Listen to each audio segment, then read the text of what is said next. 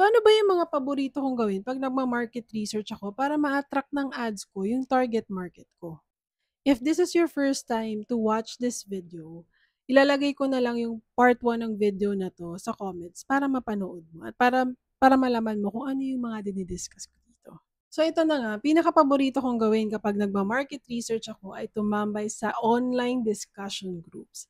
Ito yung Facebook groups, Quora, um, Reddit, tapos tinitignan ko yung mga questions nila about sa products and services na gusto kong i-promote sa Facebook ads.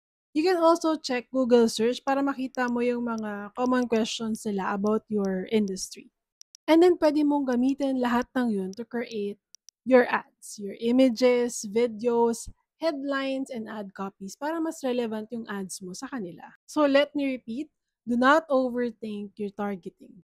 Let your ad find or speak to your target market. Please don't forget to follow me for more contents about meta ads.